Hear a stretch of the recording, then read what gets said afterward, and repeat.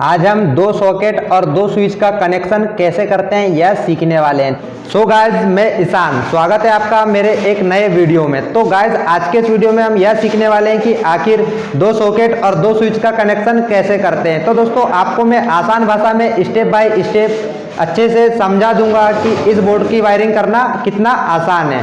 तो आप देख रहे होंगे कि हमारे पास में दो सॉकेट और दो स्विच रखे हुए हैं और यह 6 मॉड्यूलर का एक प्लेट रखा हुआ है हमारे पास में। तो इसके ऊपर का 100 पट्टी को हम निकाल देते हैं। इसके बाद में गाइज इस 3 पिन टॉप को हम इस प्लेट में असेंबल कर देते हैं। तो हम फटाफट से सारा बोर्ड असेंबल कर लेते हैं। इसके बाद में अपन इसकी वायरिंग को समझेंगे। तो गाइज, आप देख रहे होंगे कि मैंने इन स्विच और सॉकेटों को इस प्लेट में असेंबल कर दिया है इस प्रकार से। तो अब बात करते हैं इसकी वायरिंग की। तो हम इसे पीछे पलटा लेते हैं।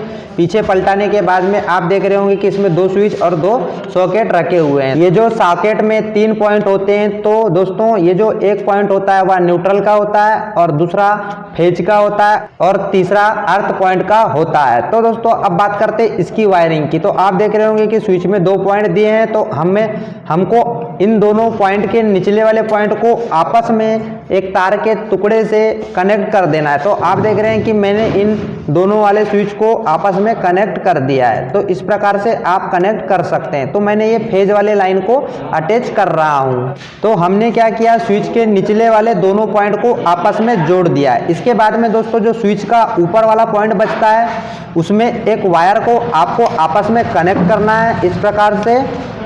तो अब हमने क्या किया, स्विच के ऊपर वाले पॉइंट को 5 पिन सॉकेट के राइट साइड में लगा रहे हैं। तो दोस्तों, अभी आप देख रहे होंगे कि मैं 5 पिन सॉकेट के राइट साइड में स्विच के ऊपर वाले पॉइंट को अटैच कर दिया। तो दोस्तों, आपको क्या करना है, यह जो BSI का नियम होता है वह बोलता है कि जो फेज रहता है वह सॉकेट के राइट साइड में रहना चाहिए।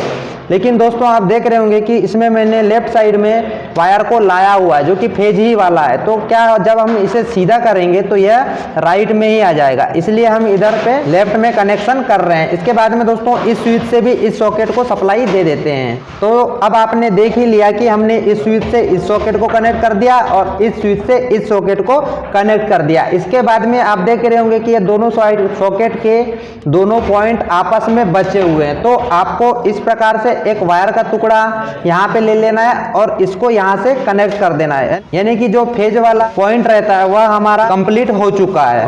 अब हम न्यूट्रल वाले वायर को अटैच कर रहे हैं। तो इसके बाद हमने क्या किया, आप देख लीजिए कि जो सॉकेट का एक बचा वाला वायर था उसमें इन दोनों को आपस में कनेक्ट कर दिया। इसके बाद में दोस्तों, आपको ये जो ग्राउंड वाला वायर है, तो ये एक ग्राउंड है, ये एक ग्राउंड, तो इन दोनों को भी आपस में इसी प्रकार से कनेक्ट कर लेना है। तो आप इस ग्राउंड वाले वायर को भी इसी प्रकार से कनेक्ट कर दोगे साथ में। इसके बाद में दोस्तों, बात करते हैं कि इसमें सप्लाई को इन कैसे करेंगे। तो आपको जो फेज वाला वायर है आपको हमेशा स्विच के निचले वाले पॉइंट में देना है। तो आपको फेज वाले वायर को इस स्विच के निचले वाले पॉइंट में कनेक्ट करना है और जो न्यूट्रल वाला वायर है उसे सॉकेट के लेफ्ट साइड वाले पॉइंट में कनेक्ट करना है। तो आपको ये वाले सॉकेट के इस वाले पॉइंट में न्यूट्रल कनेक्ट करना है और स्विच के इस वाले पॉइंट में आपको फेज कनेक्ट करना है। तो दोस्तों, इस प्रकार से हमारा जो बोर्ड है वह उसकी वायरिंग कंप्लीट हो जाती है। तो गाइज, मैं उम्मीद करता हूं कि आप भी आसानी से घर बैठे इस प्रकार के इलेक्ट्रिकल बोर्ड की वायरिंग कर सकते हैं। अगर दोस्तों आप मुझसे कुछ सीखे होंगे या फिर